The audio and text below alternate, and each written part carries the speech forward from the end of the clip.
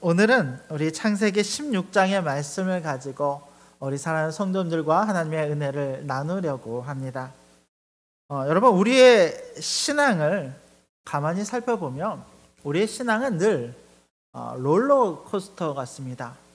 때로 우리가 하나님을 만나고 우리의 마음이 뜨거워질 때가 있어요. 그때는 마치 정말로 예수님이 말씀하실 것처럼 산을 옮길 만한 믿음이 내 안에 있어서 그 믿음을 붙잡고 이 세상을 뜨겁게 살아갈 때가 우리 안에 있습니다. 이게 우리 안에 있는 뜨거운 신앙의 모습이에요.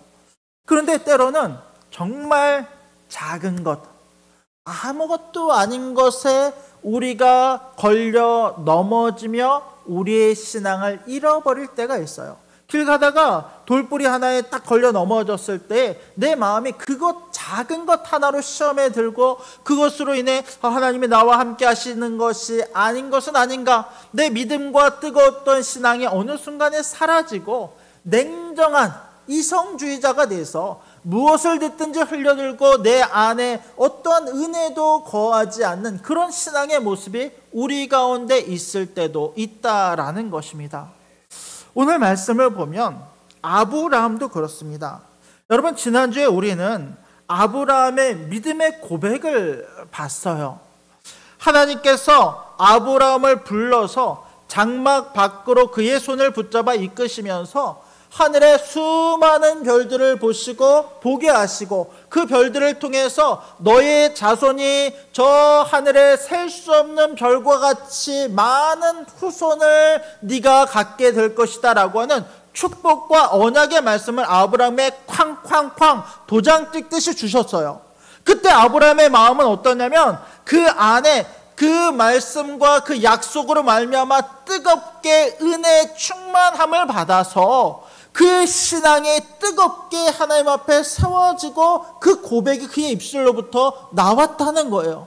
그때 그의 믿음이 얼마나 컸냐면 하나님께서 이 장면을 아브라함을 보시며 말씀하시기를 아브라함이 여호와를 믿으니, 그가 하나님을 믿으니 하나님께서 그것을 그의 의로 여기셨다라고 말씀하셨다는 거예요. 즉 아브라함의 믿음을 보시고 그의 믿음이 구원받을 만한 믿음, 마땅히 하나님 앞에 의롭다 여길 만한 믿음으로 인정하시고 그를 높이셨다라고 성경은 말씀하고 있다는 것입니다. 이것이 뜨거운 신앙 안에 있었던 아브라함의 신앙의 모습이었어요. 그런데 불과 얼마 지나지 않아서 오늘 창세기 15장과 16장으로 넘어오는 이 순간에 아브라함의 신앙은 마치 롤러코스터를 탄 것처럼 하늘 끝까지 올라갔다가 다시 그 땅으로 추락하고 있는 아브라함의 모습을 우리가 살펴볼 수 있다라는 것입니다. 또 이것은 아브라함뿐만 아니라 더 정확하게는 아브라함의 아내였던 사라가 겪었던 신앙의 굴곡의 모습을 낱낱이 가리지 않고 그 모습 그대로 우리 가운데 보여주고 있는 것을 우리가 볼 수 있습니다. 자, 지난주에 하나님은 아브라함에 이렇게 말씀하셨어요. 아브라함이 자신의 종이었던 엘리멜렉을 자신의 상속자로 세우려고 할 때에 하나님께서는 이렇게 말씀하셨어요. 아브라함아, 그 사람이 아니다.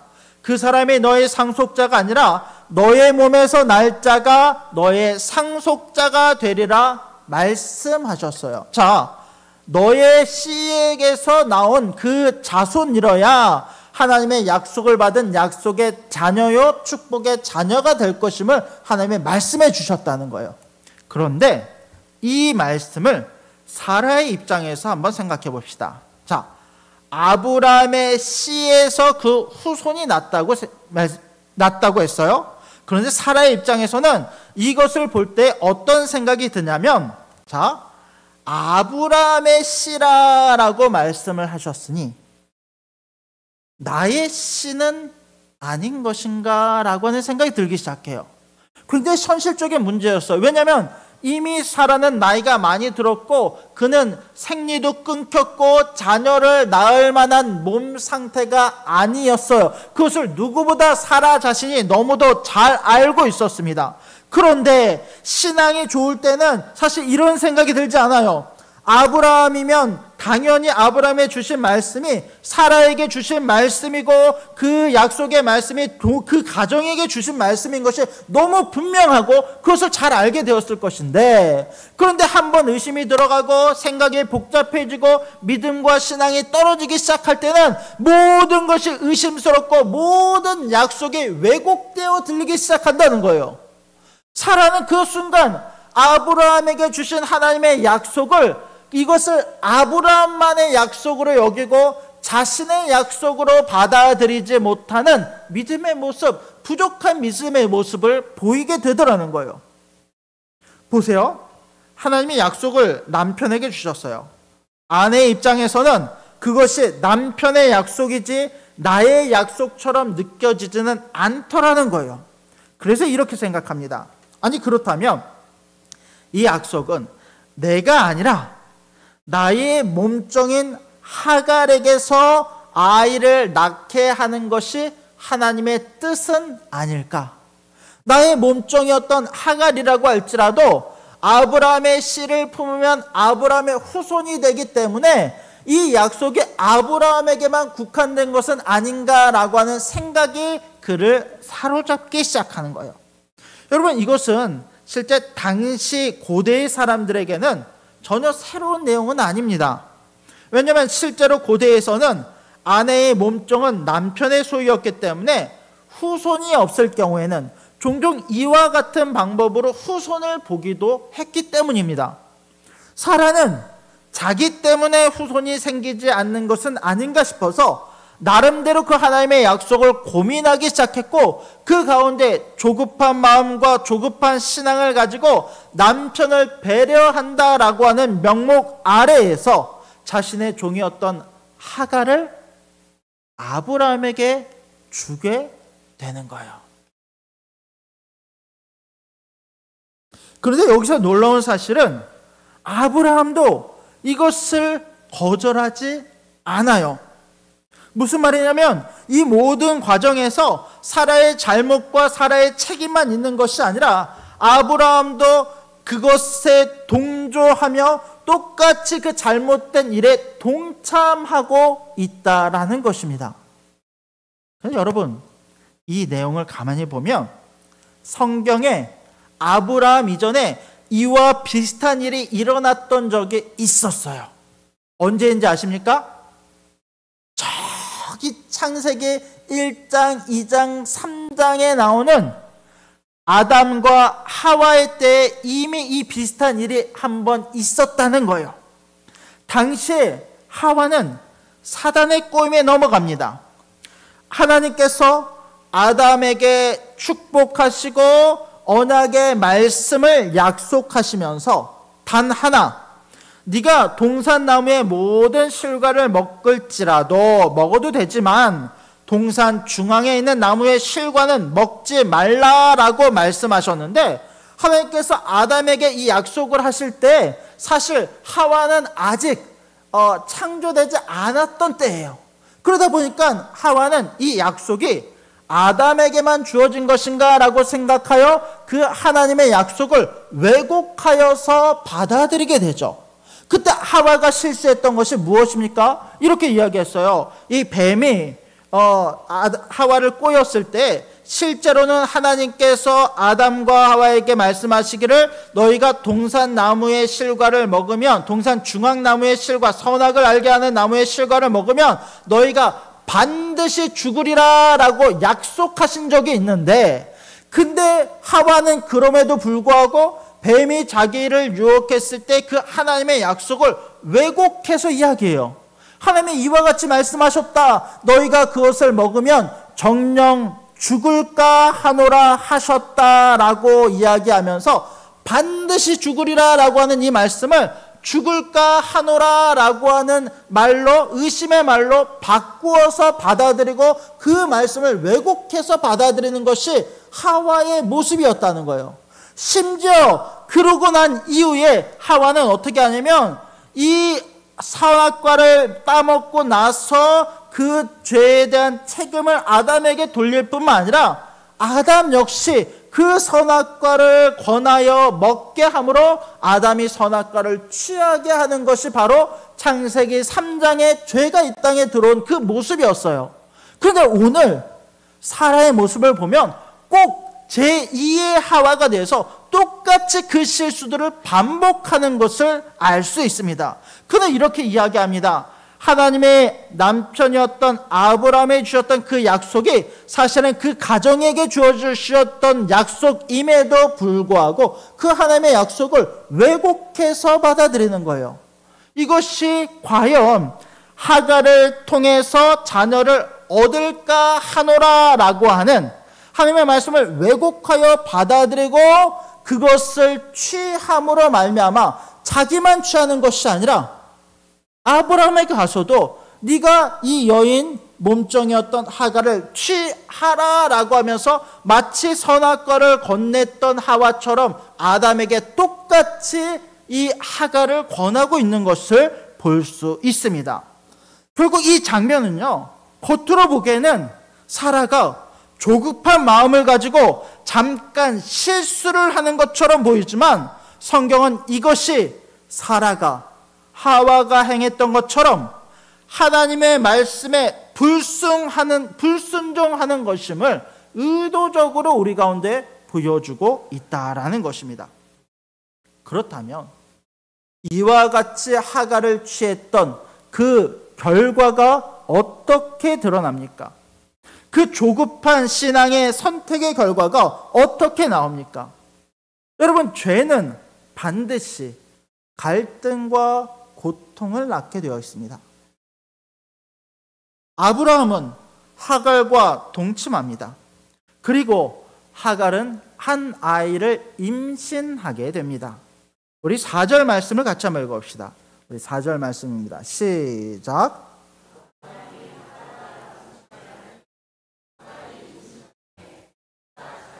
임신함을 알고 그의 여주인을 멸시한지라. 그런데 하갈은 아이를 임신한 이후에 그의 여주인을 멸시하기 시작합니다. 이 표현이 멸시라는 표현을 썼는데 실제로는 저주라고 하는 의미가 담겨 있어요. 그 여주인이었던 하갈을 저주하기 시작합니다. 이게 사실 여러분, 이게 어찌된 일인가 싶지만 여러분, 당시에 첩이라고 할지라도 아이를 가졌다는 것은 그 자체가 대단한 권력이요 특권이기도 합니다. 그 자체가 힘이 되는 거예요. 여러분, 우리나라 그 조선시대 때 숙종 때 궁녀였던 장옥정이 숙종의 후궁으로 임명되어 들어갑니다. 그때에 이 숙종의 아이를 임신해서 경종을 낳아요. 이후에 이 장옥정, 장희빈은 숙종의 총애를 받습니다. 근데 그 총애가 시작되고 아이를 낳은 이후부터 이 장희빈의 권력과 이 힘이 하늘을 찌르기 시작해요. 그때부터 왕후였던 인현왕후를 모함하고 멸시하고 저주하고 할 수 있는 모든 짓을 다 하는 거예요. 이게 그 당시에 아이를 가지고 있었던, 그러니까 상속자를 가지고 있었던 여인들의 힘이 그만큼 강력했다는 거예요. 아브라함 때도 마찬가지입니다. 그 당시에 아이를 임신했던 하갈은 첩이었지만 자기가 아브라함의 진짜 아내가 된 것처럼 오히려 그 주인이었던 사라를 멸시하고 모함하고 저주하기 시작합니다. 근데 여러분, 성경을 보면 이 사라도 만만한 사람은 아니었어요. 이 사라를 보면 이 사라가 어떻게 하냐면 우리 5절 말씀을 같이 한번 볼까요? 5절입니다. 시작. 사레가 아브라함에게 이르되 내가 받는 모욕은 당신이 받아야 옳도다. 내가 나의 여종을 당신의 품에 두었거늘 그가 자기의 임신함을 알고 나를 멸시하니 당신과 나 사이에 여호와께서 판단하시기를 원하노라. 이렇게 아브라함에게 먼저 이렇게 합니다. 야, 내가 받는 이 모욕은 당신이 받아야 옳습니다. 내가 당신을 생각해서 나의 여종을 당신에게 주었는데 그 여종이 나를 멸시하는 것은 당신의 책임입니다 라고 이야기를 하고 있는 거예요. 여기서 여러분 창세기의 말씀과 또 연결이 되는 거예요. 이 하와가 죄를 범하고 난 이후에 누구 핑계를 대냐면 먼저 뱀에게 핑계를 댑니다. 당신이 창조한 피조물이 나로 하여금 꾀어서 이것을 먹게 하였습니다. 여러분 아담은 어떻습니까? 하나님께서 만드신 이 여자가 나로 하여금 그것을 먹게 하였습니다 라고 하는 것이 죄 지은 사람들의 특징이거든요. 그 죄를 다른 사람들에게 탓으로 돌리는 것이 이 죄를 지은 사람들의 특징이에요.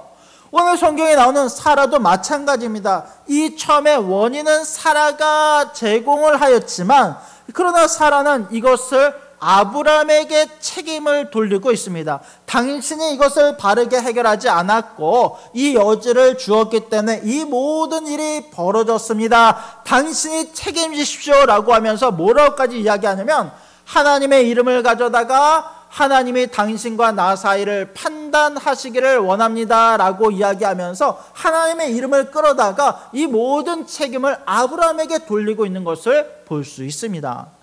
여러분 이 장면이요 아마도 이제 그런 생각도 들어요. 사라가 천국에서 성경에 있는 모든 이 하나님의 말씀 중에 한 구절을 지울 수 있다라고 한다면 아마 이 구절을 지우고 싶은 것이 사라의 마음이지 않았을까요? 라고 생각이 되어질 만큼 이와 같이 모든 책임을 다른 사람들에게 돌리는 사라의 모습을 볼 수 있다라는 것입니다.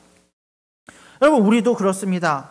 우리의 신앙이 어려워지고 힘들어질 때마다 우리는요 그 모든 책임을 다른 사람들에게 돌려요. 내 남편 때문에, 내 아내 때문에, 우리 목사님 때문에, 우리 선생님 때문에 이와 같은 일이 벌어졌다라고 핑계를 대고 탓하는 것이 우리의 모습일 수 있다라는 것입니다. 그런데 성경은 명확하게 이야기합니다. 우리가 지은 죄에 대한 책임은 스스로 져야 될 것을 명확하게 이야기하고 있는 것을 볼 수 있습니다. 자, 그 이후에 사라는 하갈을 학대하기 시작합니다. 우리 말씀을 같이 한번 볼까요? 우리 6절 말씀을 같이 한번 봅니다. 6절입니다. 시작.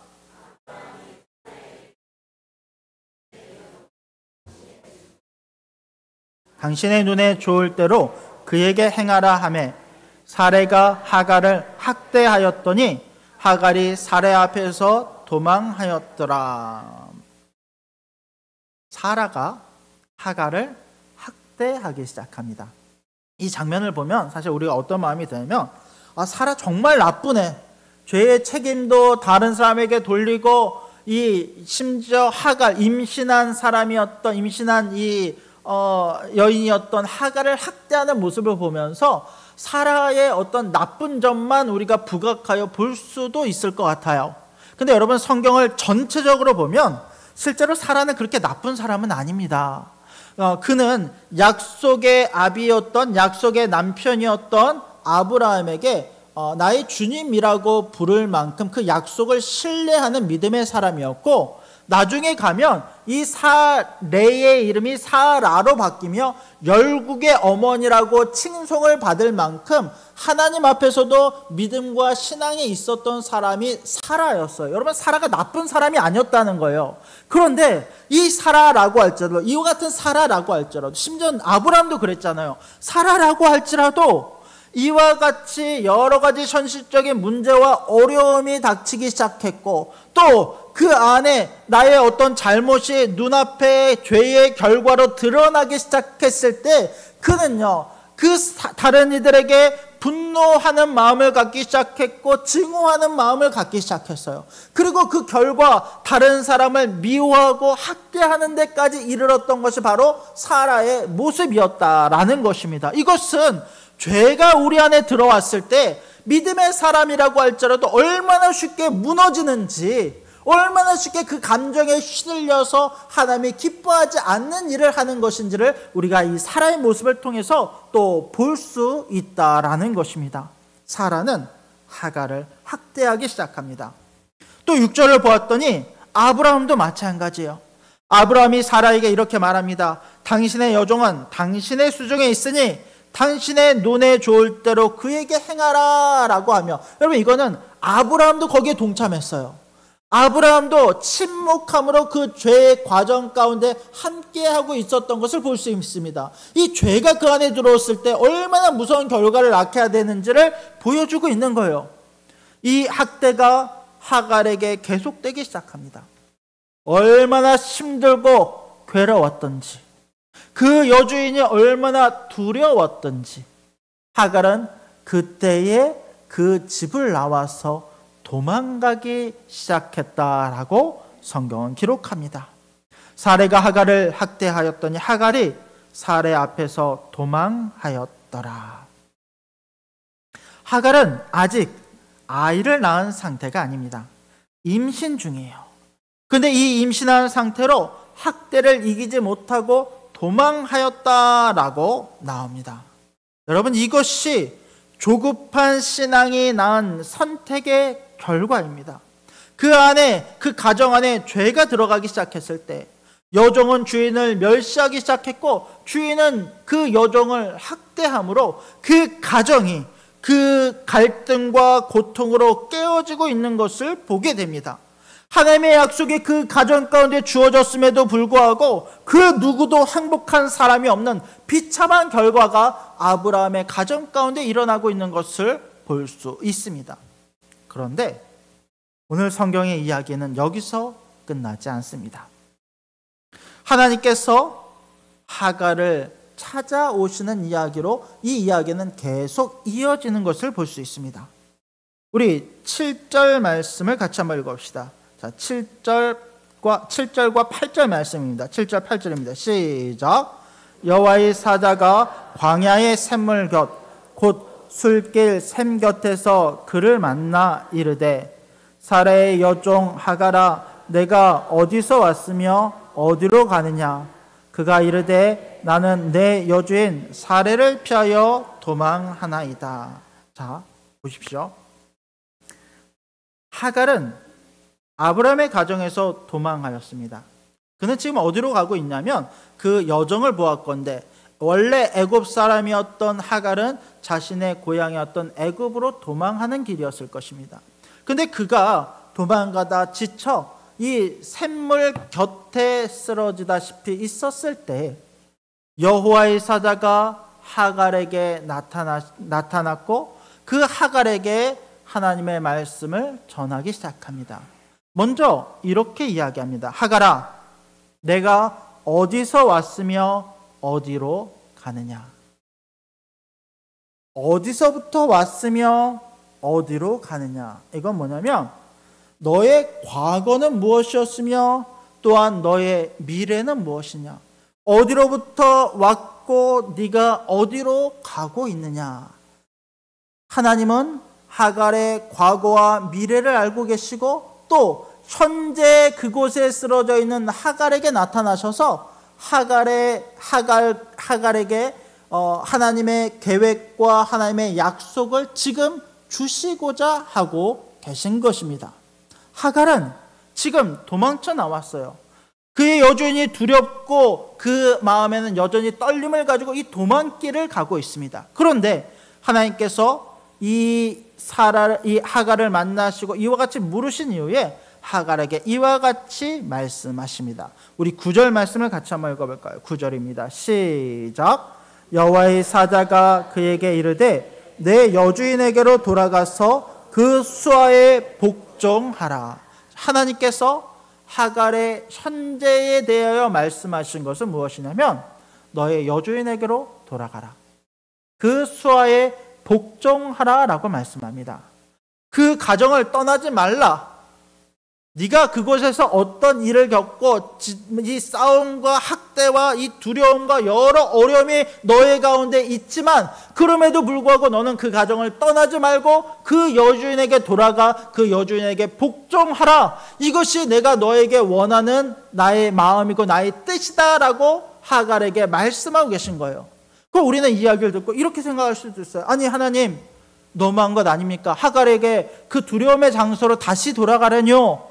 어떻게 하갈이 그것을 견딜 수 있겠습니까? 라고 생각할 수 있습니다. 그런데 하나님께서 이어서 하갈에게 약속의 말씀을 주시는 거예요. 하갈이 다시 돌아가서 믿음의 싸움을 할 수 있도록 그 가정 안에서 그 자손에 대한 하나님의 약속을 이어갈 수 있도록 하갈에게 다시 믿음의 약속을 주시는 거예요. 그 약속의 내용이 어떤 것인가? 우리 10절과 11절의 말씀을 같이 한번 읽어볼까요? 자, 10절과 11절입니다. 시작.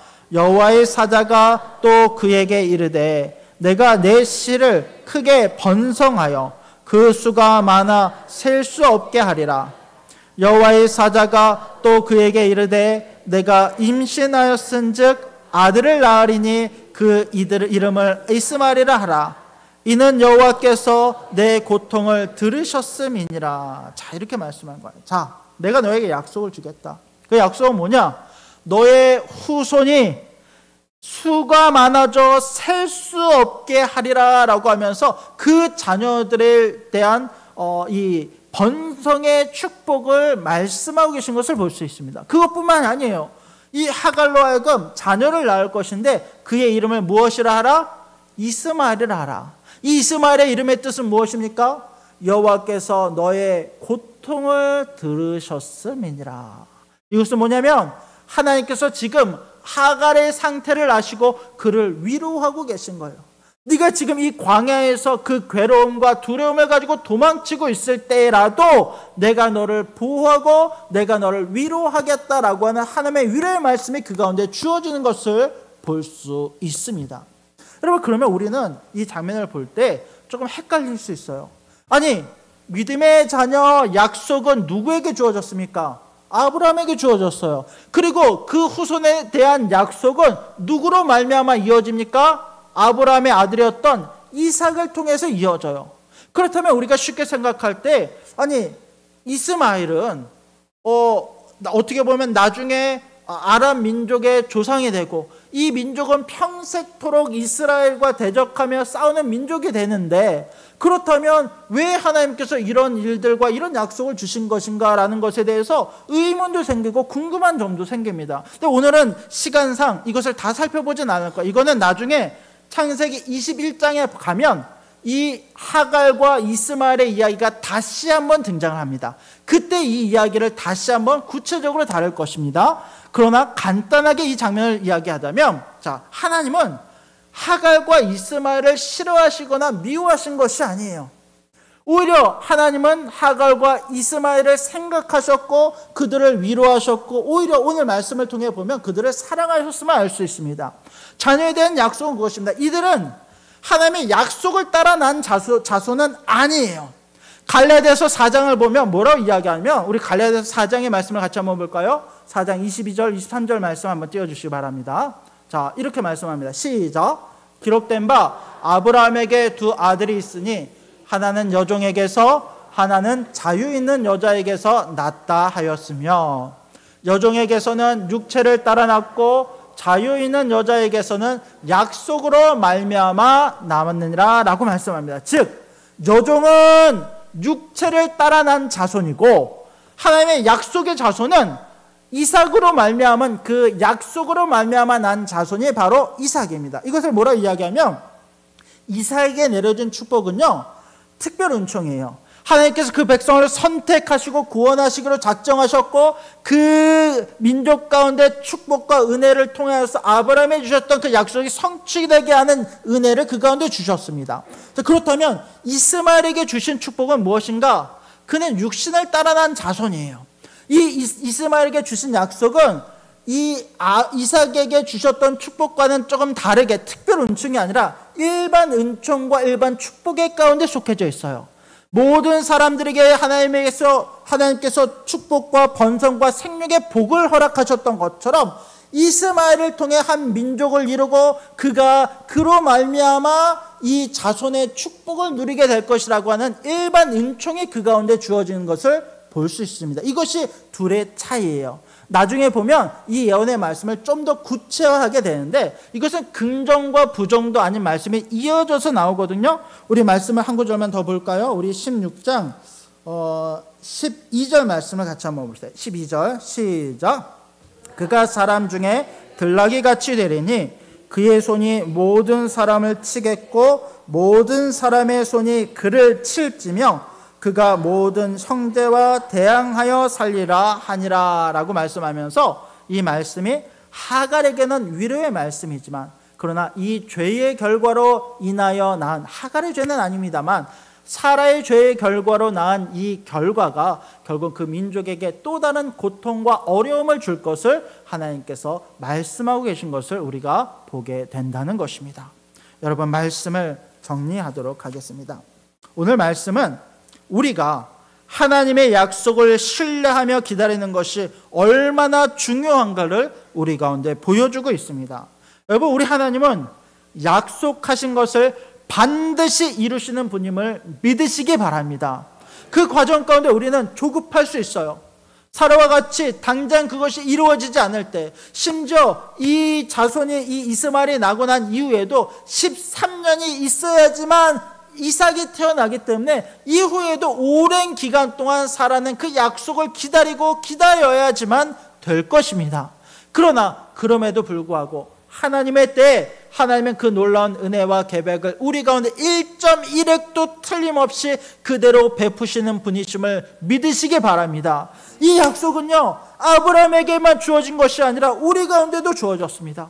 우리 예수를 믿는 하나님의 자녀들 가운데는 하나님께서 이 땅의 놀라운 은혜뿐만 아니라 하늘의 놀라운 면류관과 구원의 은혜가 주어질 것을 우리 가운데 분명히 약속하셨음을 믿으시기 바랍니다. 이 땅을 살아갈 때 조그마한 돌뿌리에 걸려 넘어지고 우리의 믿음과 신앙이 흐트러지고 이 땅에 당장 눈앞에 펼쳐진 직장에서의 어려움과 가정에서의 어려움과 어떤 어려움에 나의 마음을 빼앗겨 똑같이 분노와 증오로 이 모든 것을 행하는 자가 되지 마시고 어느 때나 하나님의 약속을 바라보며 겸손한 자가 되어서 그 하나님의 약속을 신뢰함으로 성실하고 은혜 가운데 우리 가운데 주어진 삶을 살아내는 우리가 되기를 원합니다. 늘 겸손히 하나님보다 앞서지 않으며 하나님의 뜻을 따라가는 저와 여러분들이 될 수 있기를 주님의 이름으로 간절히 부탁드립니다.